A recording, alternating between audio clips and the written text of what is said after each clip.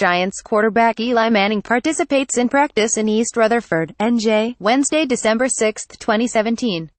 Photo credit AP Seth Winnig updated December 6, 2017 9:40 p.m. Eli Manning consistently has said he wants to finish his career with the Giants, which hasn't changed, even after he didn't play for the first time since the 2004 season. That's always the goal, and this past week doesn't change my love for the New York Giants and everything we've been able to accomplish and what we want to continue to accomplish here, Manning said Wednesday. That's always the goal, and we'll see what happens after the season. But make no mistake, Manning has been rocked by the events of the past week, and having his 210-game consecutive starts streak ended because of the Giants' ill-fated plan to get a look at Geno Smith and eventually rookie Davis Webb may have a lingering effect. In fact, it could mean the difference in whether Manning is back next season, or whether he will finish out his career somewhere else. With the Giants in line to have a high draft pick, perhaps number 2 overall, there is the very real possibility that they will select a quarterback. Manning doesn't as if he'd stick around with the Giants beyond this season unless he believes he will continue to be the starter. When asked if he'd be open to the idea of serving as a mentor for a highly drafted rookie, Manning said reluctant. "I want to play," he said. "I want to play quarterback. I want to be a starting quarterback. I want to be the starting quarterback next year." By clicking sign up, you agree to our privacy policy. Would he agree to a plan in which he'd be the starter next year while helping develop the younger quarterback? I don't know, he said. We'll see what happens. Manning chose his words very carefully, because he understands he is at a major crossroads in his career. Even though Coach Ben McAdoo and General Manager Jerry Reese were fired on Monday, a day after Manning's streak was broken and following a huge public outcry against the move, Manning clearly understands that the Giants are looking to a future without the two-time Super Bowl MVP. So for all the good feelings over Manning being reinstated as the starter by interim head coach Steve Spagnuolo, there are no assurances of any longer-term commitment. Manning almost certainly will want some sort of commitment, because he still believes he is good enough to start. If not here, then somewhere else. I understand that may be the case, he said of the possibility of playing for another team.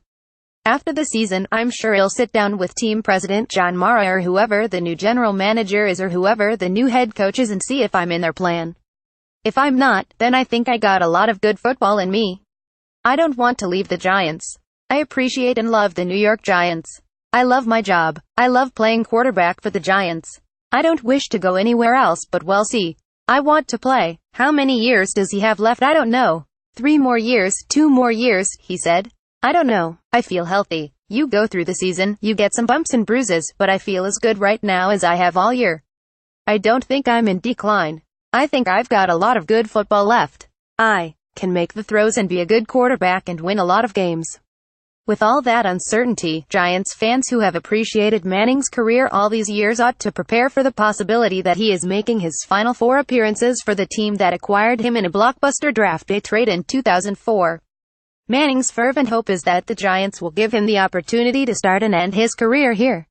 But with a new general manager and a new coach coming in 2018, he understands this thing might go in another direction.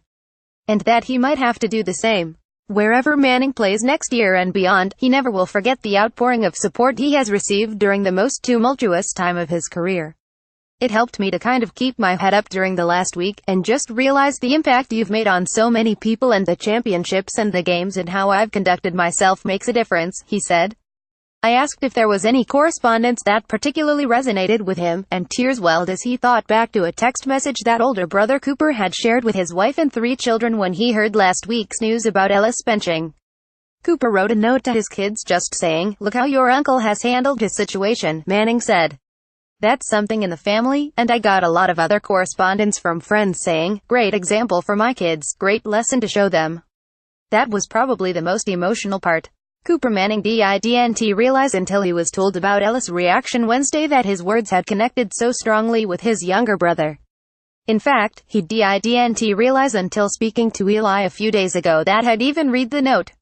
I saw Eli on Monday night in New York at a dinner honoring Peyton for going into the College Football Hall of Fame, and I mentioned the text to him, Cooper said by phone Wednesday. I said, just so you know, I sent my kids something. He said, I know. My wife, Ellen, went ahead and sent it to him. Big bro still has the power, I guess.